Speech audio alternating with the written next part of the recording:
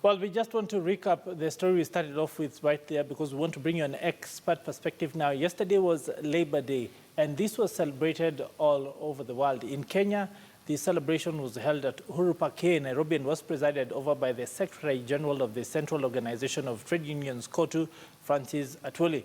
Now, President Uhuru Kenyatta also attended that event and announced an 18% increment in the minimum wage, thereby handing a lifeline to millions of workers who have been bearing the brunt of harsh economic times. Now, let's listen into what exactly he had to say. And so after consultation with key stakeholders, I have directed that the minimum wage be increased by 18% to be able to meet your family's needs. I am aware the workers on lower income brackets are indeed struggling to afford basic necessities, and it is not fair that they should be taxed heavily.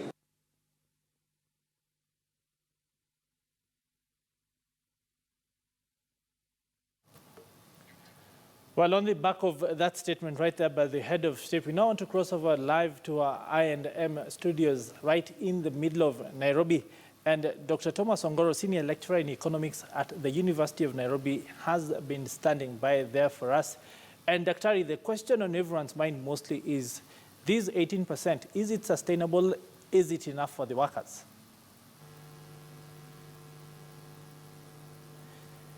Dr. Thomas Ongoro, if you can hear me. Okay, yes. First of all, I have to say that the food inflation, March 2014 was 8.3, March 2015 was 11.1, then March 2016 was 9.4, and March 2017, 18.6.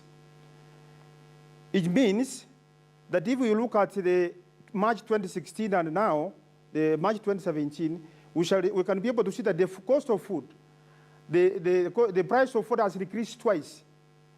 That means to 18.6. Now, this increment, the 18.6, the 18% increase in the minimum wages, at least can enable the workers at least buy the quantity of the goods and services they have been purchasing as of, let's say, March 2016.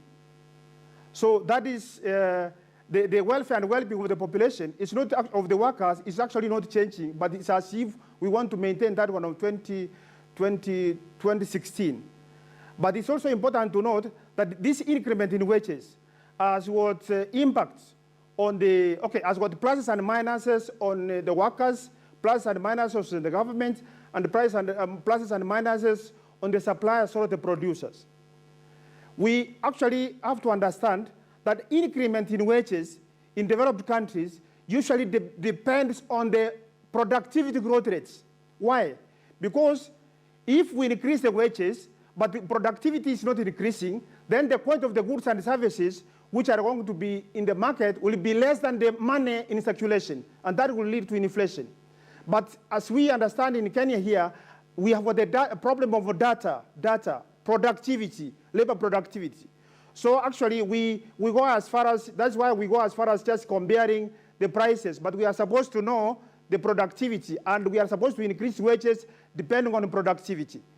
Now, on the impact of this increment on the producers, you know, labor is an input in the production process. So if the wages are increasing, then it means the cost of production is going to increase. So it means the goods and services are actually also going to increase in prices. So inflation will continue. So this increase in wages is actually not sustainable because it's not based on increase in the productivity growth rates. Well, Dr. Just to cut you off, productivity growth rates. Just to cut you off right there, if you look at the CPI itself, the basket of goods that they used to calculate inflation, for things like cabbage, the increment is actually very, very big. Some of these products have gone up by up to 60%, some of them 80%. Things that were costing 20 shillings are now 80 shillings. In some places, the cost of a single capsicum has gone up from 10 shillings to 60, 70. It seems that this increase might not be able to cushion, well, the cost of living in all aspects, just for maybe when it comes to food. But what about the other aspects? You know, actually, I was already talking about the food, which is why I talked about food, because most of the lower, let's say, the lower strata, or let's say most of the people in the country spend their incomes on actually food.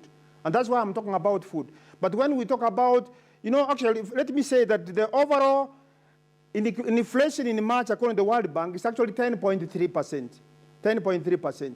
So the figure I'm giving you, the food inflation, is an average, you know, in this basket. It's an average of this, the necessities, the food necessities.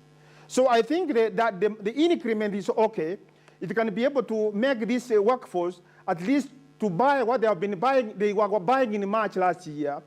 But that does not mean that the welfare and well-being of the population is going to increase. We are maintaining the welfare as of March last year. But if we are going to increase other expenditures, yes, let's say energy and others, then that one is not going to take it's not actually going to be sustainable. The increment 18.6 is not going to be sustainable. Yeah, so then let's talk about the current political... 18%. Yes, Dr. Just to cut you off right there again, let's talk about the current, torrid political times and the fact that the government literally is being blamed because it is the government of the day for the high cost of living. And on the other hand, we have a situation where we are going to elections in just a few weeks, in just a few months, just about 98 days. Yes. And we would expect that the government would try to play to the gallery and give, the workers something that should make them happy and try and re-elect them. Do you think this, increment is, so to say, populist? Let me answer this question like this. You know, we are talking about increments in wages. We are talking about increments in wages of 18%. But it's important to remember that the serious question now in Kenya is not about increasing the minimum wages. It's actually creating jobs. Because there are very many people in the country who cannot have that minimum wage. They don't have that minimum wage. And that's why the most important thing in Kenya here to be done is actually job creation.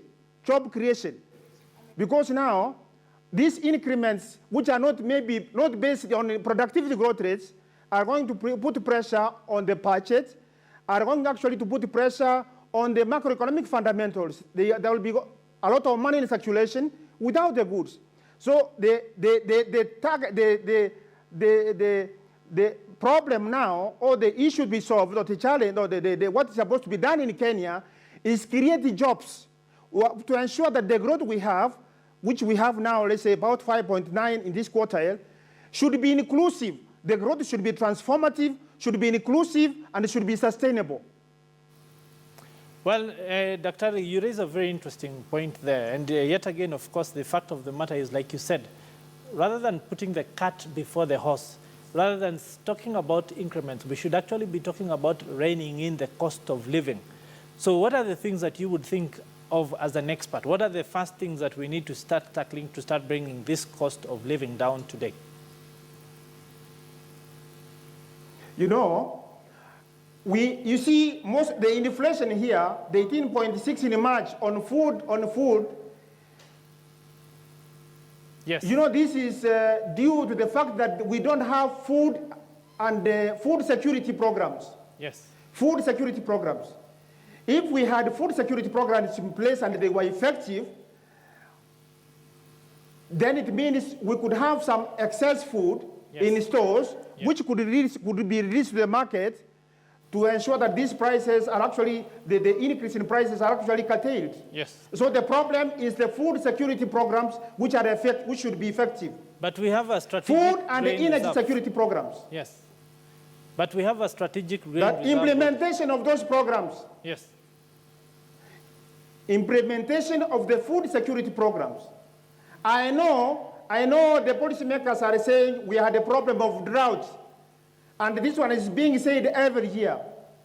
We should put food security programs in place and implement it.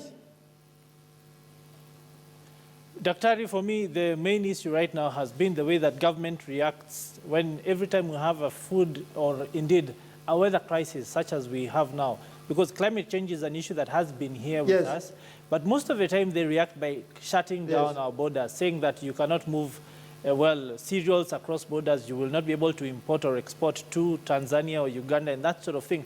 And this literally creates a distortion in the market because as we speak, there is a global glut of some cereals. Yet here in Kenya, we have high prices because of literally lack of supply.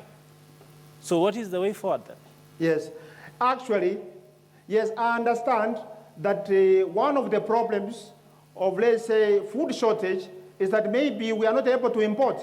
You know, to import, we need to spend foreign exchange. And here, before we talk about importing, we have to look at the current account position, let's say the current account balance of the country. The current account deficit is actually almost 90% of the gross domestic product, current account balance. So you see, importing is spending foreign exchange. And the foreign exchange should be got from somewhere, from exports. Yes. So if the foreign exchange is limited, then imports should be limited. I understand the prices of food prices in the world market has decreased. You remember from 2008. So as if this inflation of food, the prices on food, increase in food is actually due to external factors. But you know, I can actually characterize that the cause of this as internal and external factors. Internal in the sense that the government is not able to have an effective food policy program, and external in the sense that we have got those trade shocks, the volatilities in the prices, the global food prices. Yes, my final question to you, Daktari, is simply to ask, because this seems to be a perennial problem, and we're talking about solutions. So how do we go about saying that we want to ensure that we don't face this cost of living issue again, food inflation? What are the long-term and short-term and medium-term plans and programs that we can put in place? Is it irrigation? Is it better distribution? Is it infrastructure? Is it putting aside funds to buy these things when we need them? What is the way forward, very quickly? Actually, what you have said is true, that we, first of all, we have to ensure that we have got food security programs which are effective. Yes. Number two, we have to say that we have to make sure that we have inclusive growth. That is, inclusive growth means what? It means we have to educate people, to give them jobs.